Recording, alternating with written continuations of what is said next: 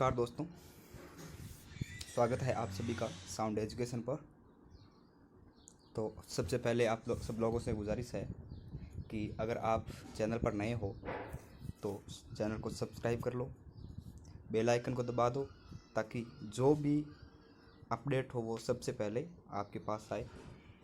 और अगर वीडियो अच्छा लगे तो थम्स अप कर देना, लाइक कर देना वीडियो को। तो आज देखते हैं आर्मी क्लर्क की भर्ती आ रखी है, क्लर्क की भी आ रखी है, टेक्निकल की भी आ रखी है, सारी की आ रही है। जीडी की भी आई हुई नहीं है। जीडी की जैसे ही आती है मैं आपको अपडेट दूंगा और क्या उसका सिलेबस है उसके बारे में बताऊंगा।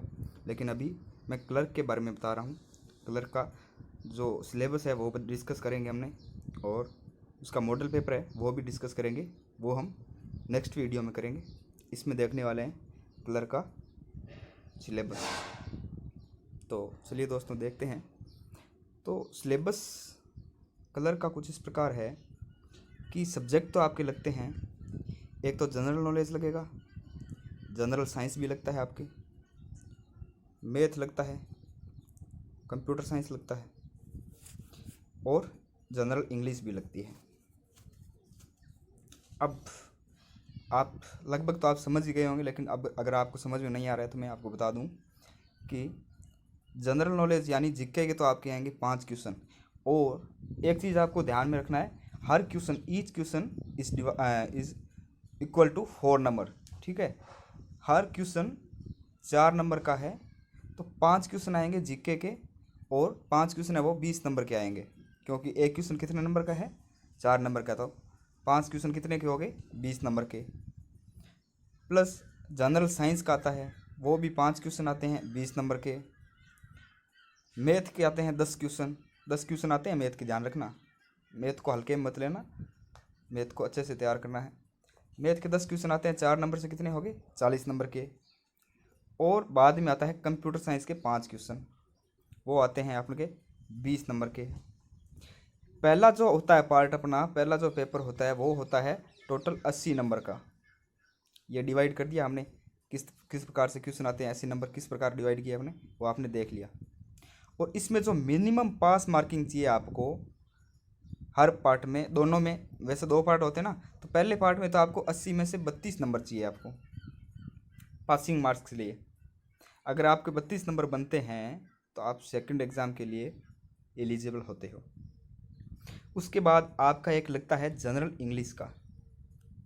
जनरल इंग्लिश का एग्ज़ाम होता है, उसमें आते हैं आपके 25 क्वेश्चन। 25 क्वेश्चन आते हैं, हर क्वेश्चन 4 नंबर का। वो होता है आपका 100 नंबर का एक एग्ज़ाम होता है इंग्लिश का, जनरल इंग्लिश। केवल जनरल इंग्लिश का अलग से पोर्शन लगता है आपका, वो होता है 100 नंबर का। टोटल आपके हैं 50 क्वेश्चन आते हैं और 200 नंबर का पेपर होता है आपका। अब अगर सिलेबस के बारे में डिस्कस करें, ये तो हमने देख लिया एग्ज़ाम पैटर्न, ठीक है, किस प्रकार से कितने क्वेश्चन आते हैं। अब सिलेबस को डीप में अगर डिस्कस करें तो अगर जनरल नॉलेज में देखें तो जनरल नॉलेज में जीके में आएगा आपका हिस्ट्री आएगा, कल्चर आएगा, जियोग्राफी आएगा। एंड ये भी पूछा जा सकता है कि किसको किस नाम से जाना जाता है, कौन क्या था, मतलब बोले तो स्टैटिक जीके भी आएगा। और इसके अलावा संक्षिप्त में आपसे पूछ सकते हैं, स्पोर्ट्स के बारे में पूछ सकते हैं, अवार्ड्स एंड प्राइज़ के बारे में पूछ सकते हैं, टर्मिनोलॉजी के बारे में पूछ सकते हैं, इंडियन आर्म्ड फोर्सेज के बारे में, कॉन्टिनेंट एंड सब कॉन्टिनेंट, ठीक है, इन्वेंशन यानी आविष्कार, डिस्कवरीज, और भारत का संविधान के बारे में, इंटरनेशनल ऑर्गेनाइजेशन अंतर्राष्ट्रीय संगठनों के बारे में, बुक्स एंड ऑथर्स किताबें और उनके लेखकों के बारे में पूछ सकते हैं, knowledge of important events that have happened in India and at world level in the recent years. आपको करंट के भी क्वेश्चन आ सकते हैं जीके के अंदर, जैसे कोई भी जैसे सबमिट हुई हो फिलहाल हाल ही के वर्षों में, या हाल ही मतलब जिस वर्ष एग्ज़ाम हो रहे, इस वर्ष एग्ज़ाम हो रहे हैं, तो जैसे 2021 का मान लो, 2020 और 21 में जो भी सबमिट हुई है उनके बारे में पूछ सकते हैं। जो भी मतलब अपने देखें तो कंट्री जैसे इंडिया में हुई हो या वर्ल्ड लेवल पर हुई हो, जो भी सबमिट हुई है उनके बारे में पूछ सकते हैं। और करंट इम्पोर्टेंट वर्ल्ड इवेंट ये पूछा दिया आपने, प्रोमिनेंट पर्सनैलिटीज़ भी पूछ सकते हैं, जो विख्यात व्यक्ति हैं उनके बारे में पूछ सकते हैं। अब अगर देखें जनरल साइंस का डिस्कस करें अपने, तो जनरल साइंस में आता है अपने फिजिक्स आएगा आपका, केमिस्ट्री, बायोलॉजी। मतलब ऐसे कोई डीप में नहीं पूछेंगे, नॉर्मल क्वेश्चन आएंगे फिजिक्स, केमिस्ट्री और बायोलॉजी के। और ये दे रखा है ना, based on fundamental and day to day activities. जैसे करंट साइंस में भी पूछ सकते हैं आपको, करंट टेक्नोलॉजी के बारे में, जो करंट मतलब डेली यूज़ अपने डेली साइंस है उनके बारे में पूछ सकते हैं। और क्या पूछ सकते हैं, जैसे अगर इनमें साइंस में देखें तो difference between the living and non living, यानी जीवित, सजीव और निर्जीव के बीच में अंतर को पूछ सकते हैं। उस प्रकार से क्वेश्चन बना सकते हैं, वैसे आपको डिस्क्रिप्टिव नहीं देंगे।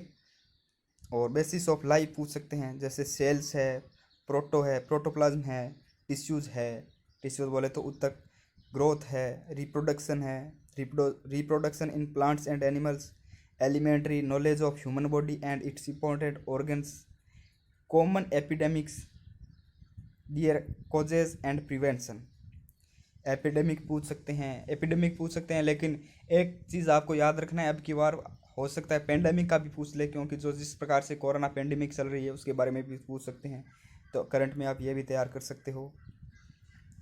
अब अगर अपने मैथ का डिस्कस करें, मैथ का टॉपिक लें, तो मैथ में है एक तो नंबर सिस्टम है, फंडामेंटल अरिथमेटिक ऑपरेशन, जैसे एचसीएफ एलसीएम आएगा, डेसिमल फ्रैक्शन आएगा, परसेंटेज आएगा, रेशो प्रोपोर्शन है, square root, average, interest, simple और compound interest, profit and loss, discount, partnership, partnership in business, time and distance आएगा, टाइम एंड वर्क आएगा।